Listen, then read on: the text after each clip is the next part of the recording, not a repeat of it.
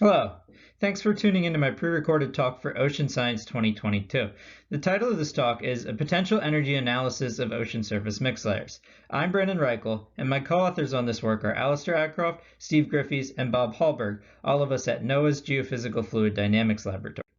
I want to start by introducing the concept of the mixed layer depth. The mixed layer depth is a very commonly used ocean diagnostic for both model and observation applications. Why is the mixed layer depth so important? Well, for one thing, it happens to be a single upper ocean metric that encapsulates a lot of information about the upper ocean and can be readily computed from both observation and model data. It yields information about the location where property exchange has recently occurred with the atmosphere, and the size of the mixed layer depth controls the magnitude of atmosphere-ocean coupled processes. How do we determine the mixed layer depth? Well, there's no universal method for defining the mixed layer depth. The Ocean Model Intercomparison Project, or OMIP, proposes using the 0.03 kilogram per meter cube potential density difference to define the mixed layer depth. In this figure I'm showing at the left here, this is a sample Argo profile of potential density subtracted from the surface. And you can see the blue line here indicates where that potential density increases by 0.03 kilograms per meter cubed from the surface value. This choice of 0.03 is rather arbitrary and can certainly bias results towards certain regions and seasons. For example, we might choose 0.01 as shown in the green. In 2009, Holt and Talley proposed a new algorithm method to find the mixed layer depth. What their method does is it chooses how you calculate the mixed layer depth based on water column properties, so you're not always using a single criteria. You might use information about temperature or salinity or potential density, and you might use something like a threshold method, or you might look at the column gradients, vertical gradients of these properties. However, because it uses all these different methods, it can be a complicated numerical algorithm full of if and else statements, and it also still includes these arbitrary threshold criteria. I want to take a step back here and think about the physics of the ocean surface turbulent boundary layer.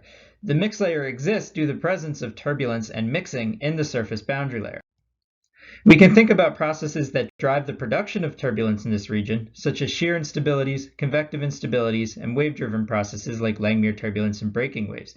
We can also think about processes that I've shown in orange here that decrease or remove turbulent kinetic energy from the water column, the primary source being viscous dissipation, but another important term that's going to be the focus of today's talk being the mixing of stable stratification, which is a conversion from turbulent kinetic energy to potential energy.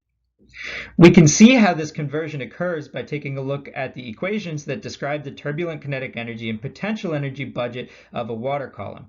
Here I'm looking at the time rate of change of the integrated turbulent kinetic energy. So I've made a few approximations here, but this is purely for demonstration purposes. So we have the time rate of change of turbulent kinetic energy integrated over the column on the left-hand side, which is equal to the sum of the shear production term, the buoyancy production term, and the dissipation term. When we look at a similar equation, but for the column integrated potential energy shown here as PG, we see a very similar term arises. There are other terms in this, but again, just for demonstration, let's focus on this term, except it has the opposite sign in the potential energy and the turbulent kinetic energy equation here. So the fact that this term appears in both equations tells us that it's a conversion. We can also compute the time rate of change of the potential energy simply by looking at the time derivative of the definition of the column integrated potential energy, or the density, rho, times gravity g, times the height z, reference to some arbitrary level zr.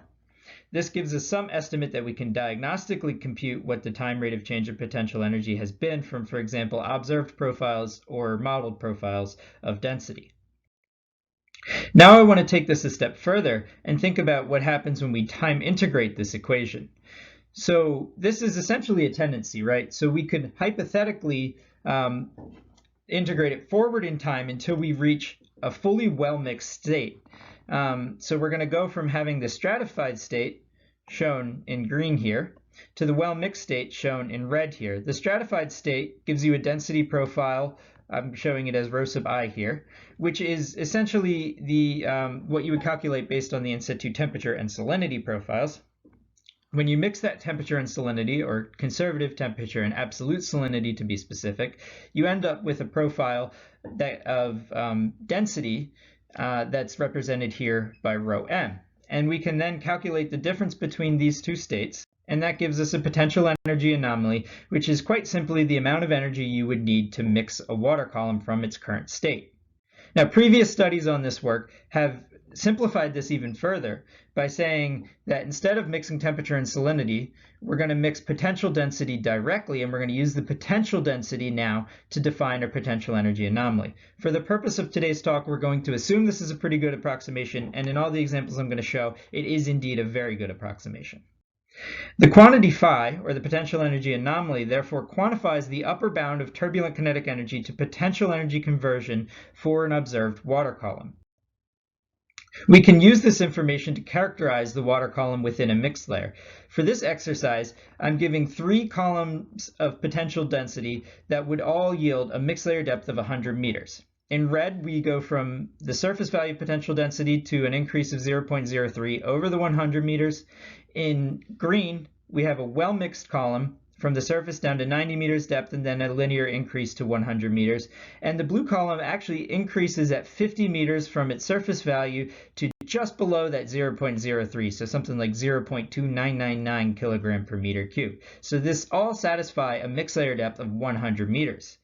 Now the question is, what is the difference in the potential energy anomaly for these 3 very different water columns that yield the same mixed layer depth? Well, for the mostly mixed layer, we can see a potential energy anomaly of about 70 joules per meter squared. For the linear stratified case, or the red profile, we see about 250 joules per meter squared. And for the half mixed case, or the blue profile, we get 370 joules per meter squared, which is a difference of 6 times the energy that it would actually take to mix what we've quantified as a mixed layer based on the threshold method. Now we can ask the question, what should the mixed layer depth be for these profiles? Maybe the green one should probably be about 90 meters, the blue about 50, and I'm not sure about the red. Maybe you'd argue that it should be 0. Let's think about this now, applying to realistic data. So we're taking Argo profiles that have been regridded. So this is the Romick and Gilson Argo time series, very kindly made available by them on their website. And we can compute the mixed layer depth using the threshold method. Here I'm showing 10th percentile mixed layer depths. We characterize these as basically summer profiles. And we can compute the potential energy anomaly shown in the map here. And we see we have much larger potential energy anomalies in the deeper mixed layers in the Southern Ocean, on the order of about up to 80 joules per meter squared. What about if we look at this using the Holton-Talley method? You can see a similar pattern exists for the mixed layer depths on the left, but the potential energy anomaly is actually much less with the Holton-Talley, suggesting that what it's quantifying as a mixed layer is actually quite well mixed for the summer profiles. However, when we shift to the winter, we can see we have much deeper profiles and much larger potential energy anomaly, especially in the Southern Ocean and the North Atlantic. In the winter mixed layer depths with the threshold method, we can have potential energy anomalies that approach 1500 joules per meter squared. The Holton-Talley method similarly gives very large values, though they can be much smaller, especially in the North Atlantic and Southern Ocean. They can also be larger in the extratropics. Now, what I'm going to propose that we should do instead is, instead of looking at potential energy anomaly of these predetermined mixed layer depths, why don't we prescribe the potential energy anomaly and solve for the mixed layer depth? This way, we'll have a mixed layer depth diagnostic with a very clear physical meaning, instead of having something a little bit arbitrary like the 0.03 kilogram per meter cubed threshold method. We now will have the depth you can go with a given energy in terms of mixing.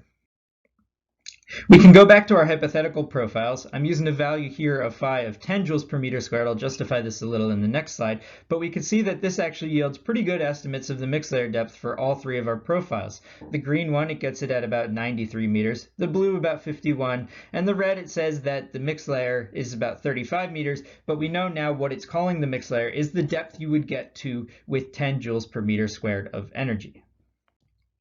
We can look at these in the global maps, and now you can see that they give relatively consistent pictures with the traditional methods.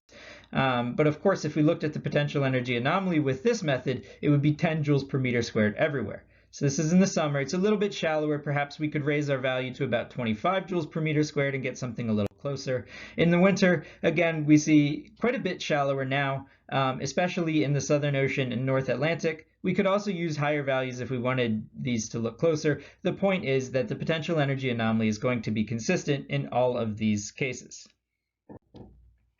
Another advantage of this approach is that the potential energy anomaly-based mixed layer depth tracks the boundary layer depth from our turbulent kinetic energy-based mixing parameterization extremely well.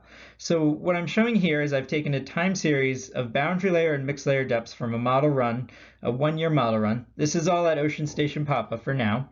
I've normalized these, so these are being plotted now as standard deviations. The boundary layer depth is on the x-axis and the mixed layer depth is on the y-axis.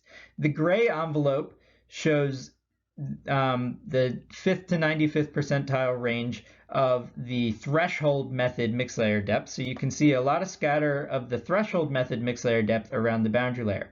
However, you can see a red envelope that it falls on top of that gray envelope, much narrower. That's what we would get if we use the mixed layer depths with the potential energy method. We can also see we get a significantly higher R squared and a small root mean square error of 0.12 standard deviations, whereas the R squared was only 0.92 and the root mean square difference was 0.29 standard deviations with the threshold method. So we would argue based on this that the potential energy-based mixed layer depth is more useful for evaluating boundary layer parameterizations. We can look at this globally by taking maps of the values of these R squared from every location, so computed the exact same way I just showed at Ocean Station Papa, but now computed everywhere. And we can see in left, this is the correlation with the traditional threshold mixed layer depth, and in the right is the correlation with the potential energy anomaly defined mixed layer depth. And it's significantly redder almost everywhere. There are some issues in the shallow seas where you might reach the bottom before you use up the energy. But for open ocean applications, this certainly seems to be a significantly better way to characterize the mixed layer depth, especially in terms of evaluating boundary layer mixing and mixing related processes. So the take-home messages from this talk are that we're now proposing that we can compute the mixed layer depth using potential energy as the physical basis. This is broadly consistent with traditional mixed layer depth, so it doesn't totally change the picture of what we've been looking at, but there are important differences, especially in the winter hemispheres.